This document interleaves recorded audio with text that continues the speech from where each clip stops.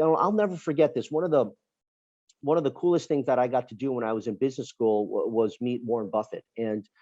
Um, and we were at a dinner with him, and someone asks the traditional question of, hey, what advice would you give a fresh MBA? And and then Mr. Buffett says, he literally says, like, just get on the right train. And he says, it doesn't matter if you sit in first class or in business class or economy, or even if you're a hobo and you jumped on the train, like, just get on the right train.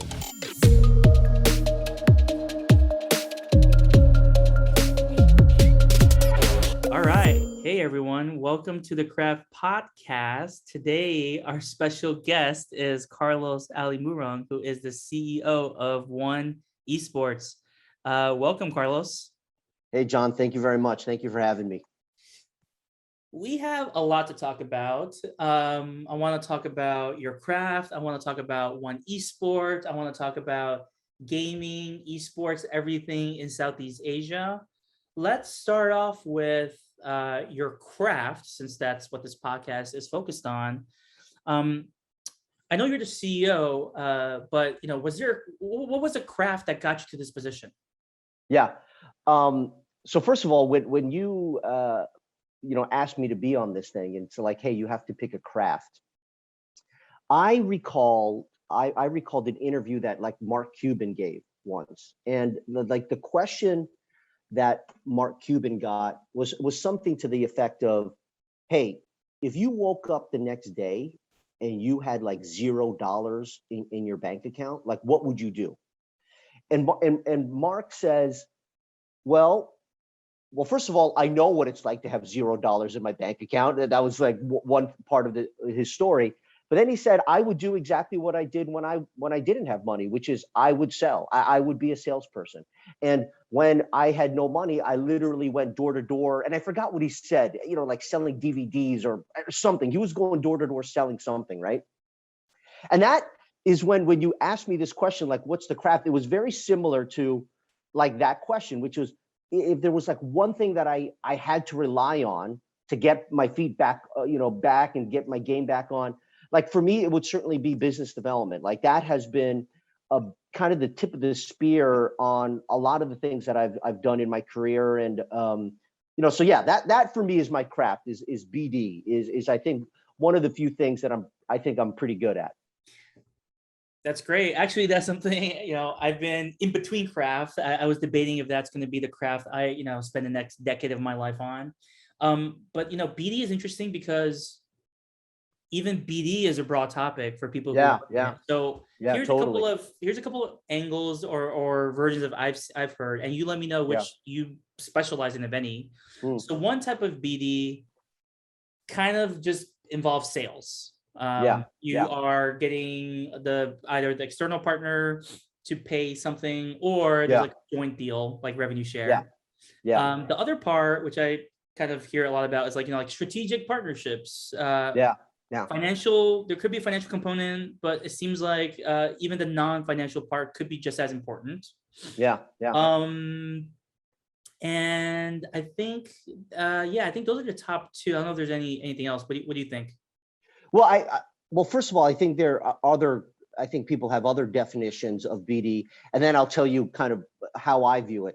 Well, there's another view of BD, which is like just straight up negotiation. Like you're kind of like already in the middle of the funnel of the relationship, and now you're negotiating. There's this element of BD that, look, there's always going to be something that you got to sign at the end of the day, right? So there's a trading of horses. So that's another one. And so, but the way I look at it, regardless of if it's like totally sales oriented, like getting dollars in, or it's building strategic partnerships, or it's like being the lead, negotiator, I kind of view it very differently, which is regardless of those roles, like the part that I think a lot about is the front part of that funnel, which is like, how do you position yourself and orient yourself such that whether you're going for dollars, going for strategic partnerships, or trying to have like a really good negotiation with a partner, how do you set that up in a way where you've kind of greased the wheels, you know? And the kind of the short answer that I've learned, and I don't know, the 23 years that I've been a professional, is you got to give a lot to the community to get there. Like, you always have to be giving, like, regardless. Like, you need to be viewed as the person who is actually sending opportunities to people. That, you got to be known as the person who's connecting people, right? And then, you get to a point where opportunities come to you just because you're known as like a nexus of a lot of different people in the community that you do business in. And that is, I think, one area where people kind of neglect. They don't focus a lot on that, which is you got to pay it forward a lot, and get the engine going for other people, and it will come back to you in dividends. That's if there's one big piece of advice that I would give people that are kind of on this BD track, is pay it forward, man. Like, you the first thing in your mind should always be, how can I be a servant to this person? How can I deliver value? How can I give them opportunities? And even when you're totally not involved, that's, I think, when I think about the best BD people that I have been mentored by or coached by, that is by far the common characteristic of them. I think you are spot on. And I would even go a step further to say that mindset is so important, whether you're doing BD or not. I met most of my producers in my UCI class, and I think I have a pretty good handle on just kind of like some generational differences.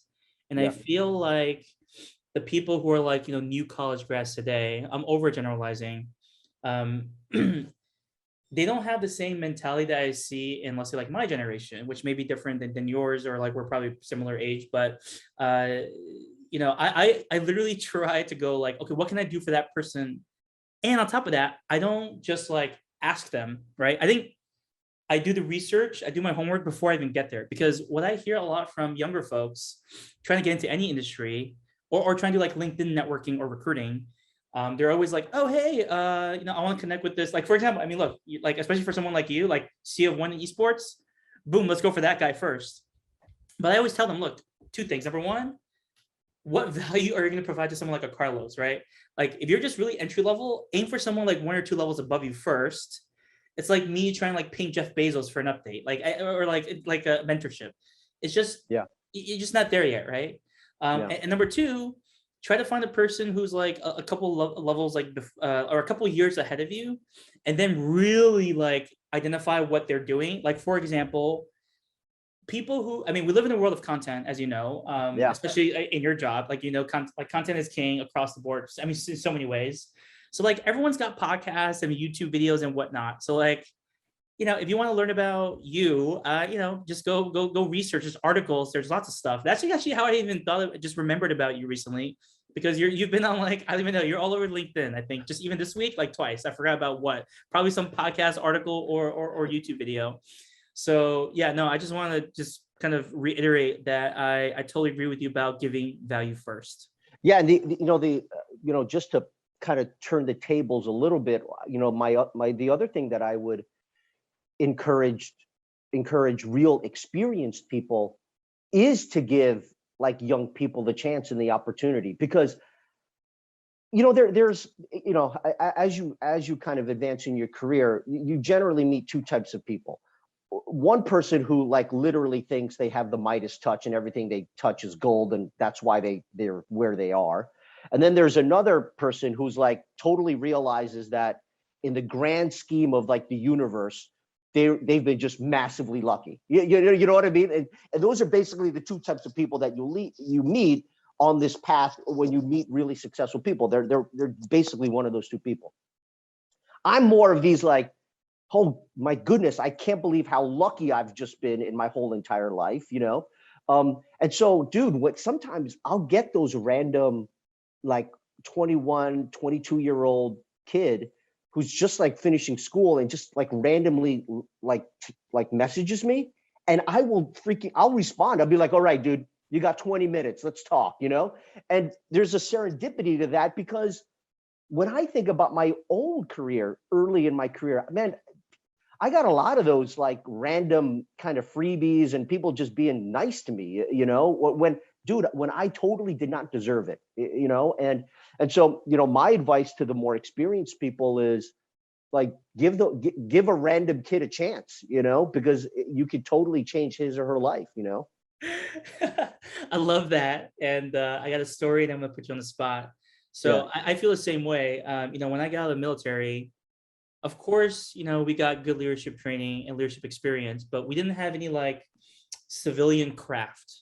So when I got my first job as like a senior consultant at Ernst & Young, they hooked it up and I appreciate it. And I was doing like consulting on derivatives. I didn't know what Yeah. derivatives are. I think even Yeah. most people who work in finance don't. It's like the most complex financial instrument. Yeah. So Yeah. you're totally right.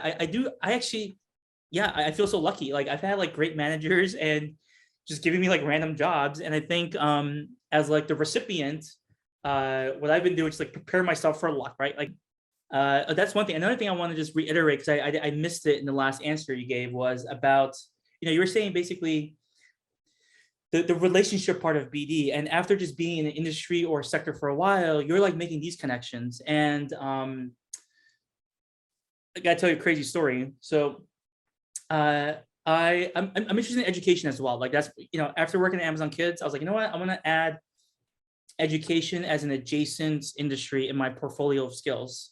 So I started angel investing in education startups. And there's one I couldn't get into, but was very exciting, called Maven. So Maven is, you could do cohort-based classes online. And that's not necessarily new, but the difference is, when you go to like Harvard or UCI, a lot of times you need like a master's degree or a PhD to teach, even though a lot of people could be like 20 years in an expert, but just because they don't have a degree, they could be able to teach.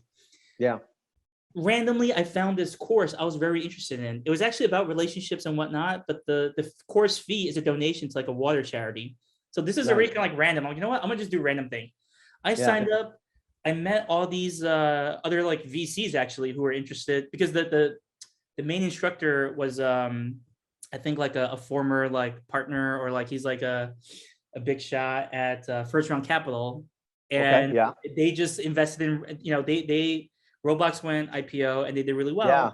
So for me, a lot of this like, okay, hey, Roblox, I like kids education. This guy's a partner. I want to get to know him, and I did through this class.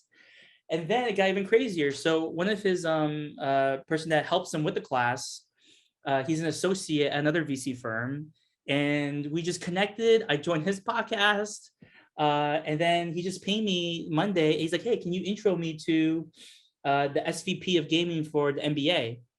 Yeah. And I was like, hey, I haven't talked to that person in a while, but let me try. And now it's like a triple win. One, I haven't met with this guy in a while, and I said, hey, just want to catch up with you. And hey, on top of that, this person from this fund is interested in talking to you. There could be a good opportunity. I don't know. You let me know if you want the intro. He said yes. And now, like I won, the VC guy won, and then hopefully the NBA guy won as well. Exactly. That's exactly. I mean, as I said, the people that are most successful in BD are they're connectors. They're just out there delivering value and opportunities to other people, and they're letting the kind of the social network engine work for them, just by paying it forward. Like that's, but and the thing is, that takes time. It takes time. What I mean by that is, one, you got to stay in the kind of the space for a few years. Like you're not going to develop that in months. That's going to at least take you a couple of years, even 2 or 3 years, to kind of meet a lot of people, connect a lot of people before that engine really starts moving. And so you got to be committed to the space. And now I will say something as well that might contradict what I just said, which is the other thing that I've noticed about great BD people that I've learned from is that they also do have a diversity of spaces, and the more orthogonal those spaces are, the more creative they can be. Like being in sports, and then being in kids, and then being in gaming, and then being in documentary. I'm making stuff up, but you understand what I mean. Like when the spaces are not traditionally kind of linked together, and you're that person who's like kind of linked. I mean, and can be that connector. That's where like there's massive value. So, from a, if you were thinking about kind of building a career about BD, there's those two kind of in some respects diametrically opposed things. Like one is you got to spend time in a place to get depth, but then if you can add spaces that are totally different than the existing spaces that you have, you become even more valuable to the network. So, I think those are, you're spot on. And I do think those are things that people can do, especially when they're like kind of already in the industry. So my question to you is, if we had to break this down to like an actual skill or skill set, what would it be? Let me give you an example. So you were saying, let's say you're starting off as a BD associate or coordinator, Yeah. and you don't know much at all, right? Yeah. So you are potentially sometimes doing like cold outreaches or warm outreaches. Yeah. One skill set could be, hey, can you do enough research into the person Yeah. to get that information? What Yeah. are other just like very like elementary Yeah. skill sets the entry level BD person can have? And also, actually, am I even correct in saying, is there really an entry level BD role? Is that even a thing? Yeah. Well, I mean, it is a thing in the sense that there are junior BD roles out there. But let me kind of, I think, answer just the spirit of your question. And I'll refer this to my own experience, because in a way, I kind of was a rookie when I started what I'm about to explain to you. So I spent a good solid 4 years at, one of the biggest media companies in the country, in the States. And after 4 years of that, I was, I don't know, I was 37 or 38. And that's when I kind of decided, all right, I want to get into the startup space, right? Like there was a lot of things going on with me personally. Like I was dating my now wife, but I was like, oh dude, if I get into startups, I got to do that before like I get married. So that was kind of one motivation. The other one was, as a 37, 38-year-old, I kind of looked at my career and, I'd been in management consulting for a big chunk of years. I've been in big consumer electronics, then big media. And I just felt like, I needed, and I wanted to experience real startup experience. Now I had, essentially experimented it when I was in business school and when I was at undergrad, but never like full on. And so I remember this, like there was this Monday morning and I made the commitment. I was like, I am going to devote, the next five years to, or, I don't even think it was 5 years. I was like, I'm going to devote the next 3 years to startups. Right.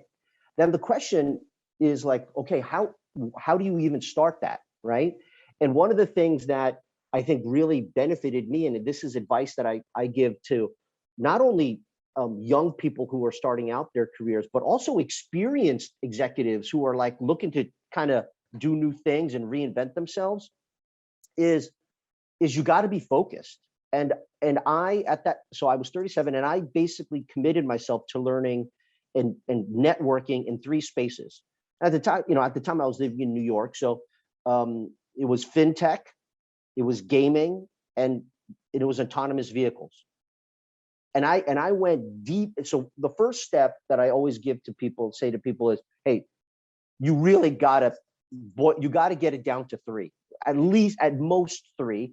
And I'd probably encourage you to get it down to 2, because in order for you to be kind of credible and build the right kind of reputation in that particular community, you got to have focus. You kind of got to be a sniper with it. And that's kind of the first step. And then the second step was I just committed myself to say, I literally said, every Tuesday and Thursday, I'm going to have coffee or beers or martinis with someone in one of those 3 spaces. And I just literally put it in my calendar. I mean, and this is the other thing that I tell people as well. Not only write stuff down, but put it in your calendar. Why? Because when you see it on your calendar and you happen to not fill up that space with someone in, gaming or fintech or autonomous, you should feel bad. You like, was like, oh man, like I was supposed to like meet someone today and I couldn't set it up. Right. Like, and I think there's some kind of thing that goes in your brain when you see it, when you miss it on the calendar, right? And you have to kind of induce yourself to be like, oh man, like I put myself out there and I didn't accomplish that. Like you in some respects, you need the negative the negative feedback loop, you know. The last thing I would say is kind of similar to what you said is, as you're doing your networking, as you're building, your relationships, is like start small, like small, and start with, you'd be surprised how connected you actually are. Everyone has 5 best friends. Talk to your 5 best friends and say, hey, do you know anyone in XYZ space? And I can almost guarantee you they're going to know somebody. They're going to know somebody. And that's where you start. And this is the last thing I would say, is when you get that meeting, always ask that person, are there other people that you would recommend that I meet? And 97% of the time that I've asked someone that question, they have said, yeah, oh yeah, you should meet John, or you should meet, Joanne, or you should meet like Melissa or whatever, right? And that's how you start. I mean, literally, that's how you start. You ask your friends and families for that one intro they know, and then you just keep asking, are there other people that you would recommend me speaking to, right? And that's how I kind of got started. And I quickly, through that process, I quickly realized that autonomous vehicles was cool, but I was way more passionate about fintech and gaming. And then I eventually just went full on gaming, right? So eventually I started at that 3 and I just went into 1. And then it just, not only was it gaming, it became esports, and I think if there is kind of a horizontal across as you go through all of those steps, like that's the mentality that I think you need to have, whether it's starting a new career or doing a strategic partnership, is you essentially actually are in the process of closing doors. Like like people think about BD as like opening a lot of doors. And yes, there's an element of that, but there is also a part of it, which is like closing the doors and like really getting focused on the objective. And understanding that balance, I think you learn over time. But it's not just about opening doors. It's also about like focusing and getting laser tight on something. Yeah, you're spot on. I think, going back to your startup experience with Battlefy, I have to say, I have mad respect for you, because even though Battlefy is a good company and a good startup, most people don't even make it 4 years at like an Amazon or big tech, much less a startup. And the reason I mentioned this is, once again, I do think some of our audience is a bit younger. It's so tempting. And you could just look at, let's just use the big tech because I know them the best. Their average tenure is around 2 years or a little bit under 2 years. And when I thought about, one of my biggest regrets was semi-regret, but also happy about it, was leaving Riot after only 2 years to do my startup. Which didn't really end up well. So I guess, but if it did end up well, I think I still think the same way, which is when I think about the places I've been for, let's say 4+ years, and I'm just making this number, everyone can have their own number, but like, it took me a couple of years to even get like competent or to know what I'm doing in the military. And then by the time I was at year 5, I was like, wow, like I felt like a master of my craft. Same thing at Amazon. Amazon, honestly, they forced my hand because Amazon's got reverse vesting. They do 5% year 1. Come on, Jeff Bezos. But that forced me to save 4 years. And I actually got to see some of the decisions I made. Some of them turned out good. Some of them turned out not so good. I feel like in 2 years, you were just like, it's a whirlwind almost. At startups or big companies. Yeah. So there's 2 things there that I'd like to jump on. The first one is, yes, I always encourage young professionals to think about it as really, unfortunately, the vast majority of us are going to work till we're 60. Like that's just the reality, right? Like very few of us are going to get that ticket and like hit it big and then be like, do whatever the hell we want, right? And so when you think about it from that perspective, you can afford to stay at a place for like 4 or 5 years. And I encourage young people to think about that, because you gotta experience the ups and downs of a place, because that, I think, is an incredibly maturing thing to do, happen to yourself professionally. And I think that's just hugely important. The other thing I would say, which I kind of want to jump on here, is I think the business media has really glorified startups, and they have really deified like successful startup CEOs.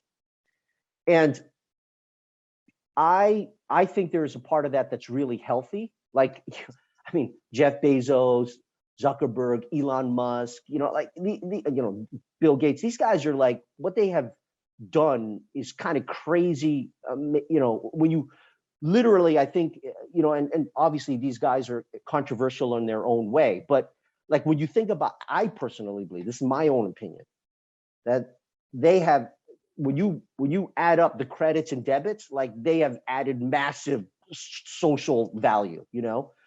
So in some respects, these guys do deserve to be put on this pedestal. But then I think like startups have been so glorified in a way where everyone thinks that they belong at a startup. And I try to tell people, it's like, look, just like how not everyone belongs at a Fortune 100, it goes the other way too, which is some people are not designed for a 10-person startup. And so now I think as a professional, you owe it to yourself to try to experience both of those. But to be clear, you're not, not everyone is designed for that. They're not designed for startups, and maybe not designed to work at a big company. And I think that's part of the learning process that I would encourage, younger professionals to also think about, which is, yes, like startups are really cool and sexy, but I don't necessarily think for everyone, it's the best place to start your career. Like it might actually be better to start your career at a big company where there's structure, where there's process, where you can like learn the ropes, where you can get some real mentorship. Most of the time in startups, dude, it's like total managed chaos. It's just like full on craziness, right? There isn't enough of that mentoring and coaching, particularly in the early days of a startup, which might be better for young professionals. So that's another thing that I like to give a moment of pause for particularly young professionals, which is like, hey, like startups are cool, but just recognize that, think about where you would be more successful in the early part of your career. Yep. Let's turn the conversation over to ONE Esports a bit. Just for my own education, I'm super fascinated. Yeah. So I was just checking like Wikipedia. It looks like it's a joint venture between ONE Championship and Dentsu. Like, what are those companies, and like what's this all about? Yeah. So in the world of mixed martial arts, there's essentially two big players. There's obviously the UFC, which is huge in North America, in Europe. And then the other player is ONE Championship, which essentially dominates Asia, right? And this business has been around for 10 years. It's massively successful, incredibly scaled. And mixed martial arts is really like a Gen Z and millennial kind of audience. And naturally, if you're a Gen Z millennial audience, there's massive overlaps with like gaming and esports, right? And Dentsu is a big partner of ONE Championship, particularly obviously in Japan. They're massive in Japan, but also in Asia, well, also globally. I mean, they're a big part of the Olympics, and the idea was, hey, you already have an incredible business in mixed martial arts. Like, let's create a joint venture where you're focused on esports in Southeast Asia and in Asia. And the premise was built on two things. One was that there's kind of high overlap between the communities, which is true. And then the other premise is the storytelling in esports is in my opinion is kind of very behind the storytelling that gets done in the NBA or the English Premier League, right? Or the NFL, right? And so one of the, our mission at ONE Esports is to share and celebrate the stories of esports heroes who ignite the world with strength, hope, dreams, and inspiration, right?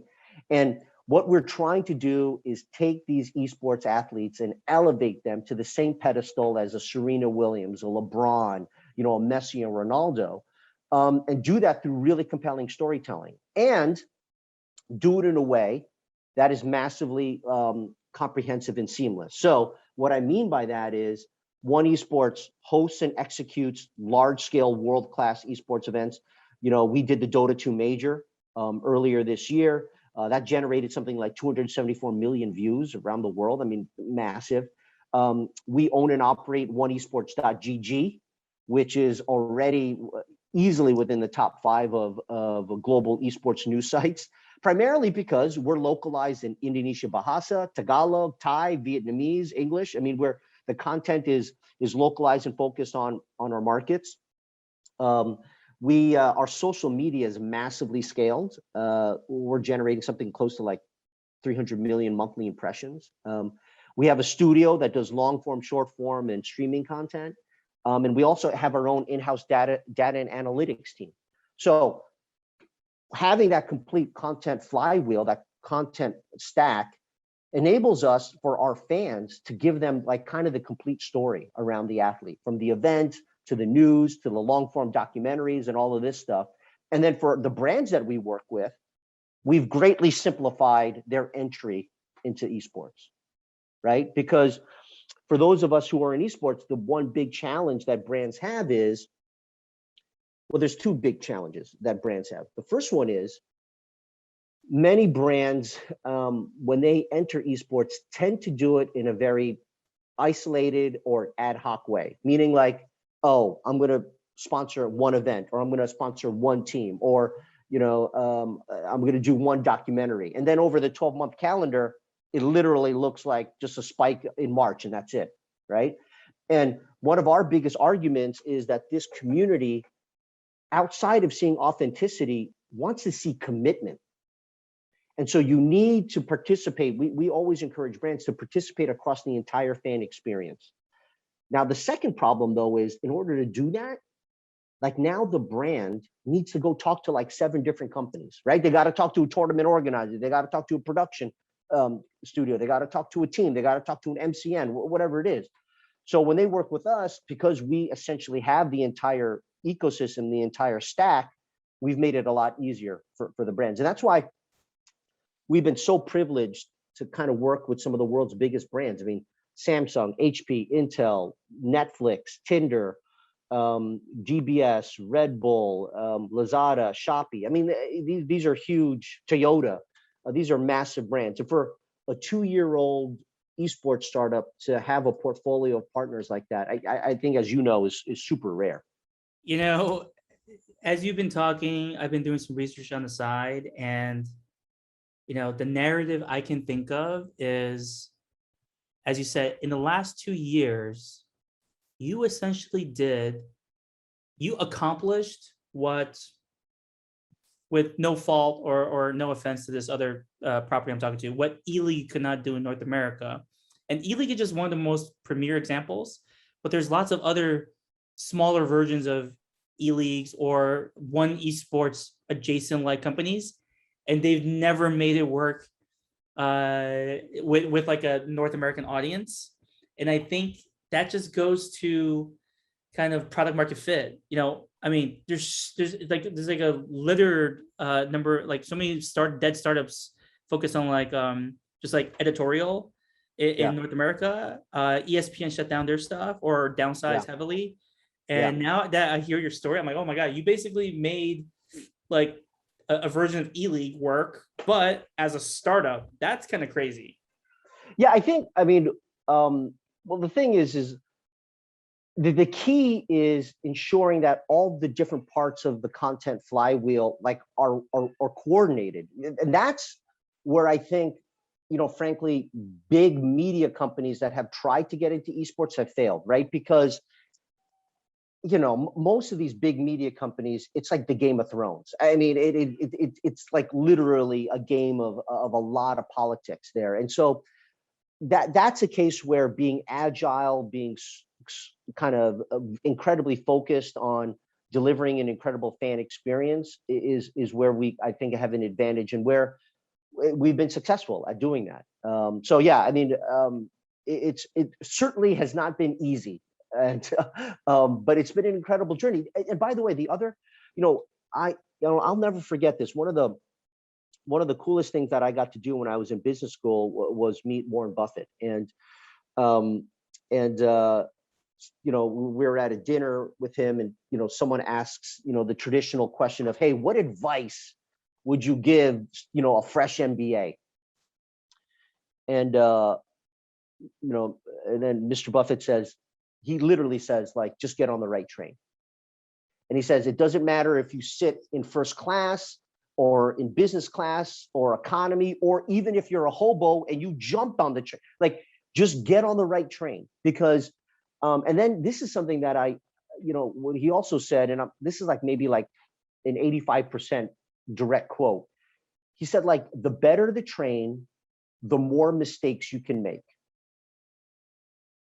And that has been really true. Like, I personally have made a lot of mistakes as CEO of ONE Esports, but because esports is a growing phenomena in the world, and it is massively growing in Southeast Asia, like, those mistakes don't matter as much, because the train is just going. That is such good advice. Yeah, I never thought about it that way, but it kind of reminds me of two things, or like a couple of stories in my life. One is, I can't tell you, I think it was like Discord as an example. I had a good opportunity to join Discord, but then I was like, I'm not joining unless I get the director title. Dumb move. Just seriously dumb move, because the thing is, startups, they don't have time for that. They don't have time for your vanity, right? Like, you want it, you come in, you earn it, right? And look, at that time, as a gamer, Discord's going places, right? And who knows, they might go IPO, who knows, right? Yeah. So that's number one. Just forget about the title. Just hang on for dear life. On if you somehow got lucky to identify something that's like hyper growth, and you have an opportunity. Number two, I am so glad that I am in gaming as well, because when I was in my MBA, I kind of hedged my bets as well. I essentially did 2 summer internships, one at Riot Game in product and one in corporate finance at Shell, the oil company. Yeah. I actually somehow convinced my professors to let me go a little bit late, but I did like 7 weeks in Santa Monica and 7 weeks in Houston. Nice. And Houston was hot. It was hot in the summer. And then I get gaming, Santa Monica, dude, done deal. And really, as you, I mean, look, that like when I joined Riot, that's when esports has been around for a while, but like the emergence or the hyper growth of League of Legends, which happened the same year really with Twitch, like around 2014 timeframe. Of course, dude, their stories are intertwined, right? Right place at the right time, and I haven't looked back, because and I have made so many mistakes, and when I look back, I'm like, oh my god, I'm so happy I'm in gaming, because I can't even imagine what it's like to make a mistake in like a traditional industry or like a mature company. Like, you can make no mistakes, you're done. Or at least you reach for that job, at least. Like in oil and exploration, right? Like you make a mistake there, you're like done. You know what I mean? The other thing I would say is, I often say to people, there are really only 3 reasons why you should join a startup. And one of the reasons is actually probably not even a good one, but it's I think a legitimate one.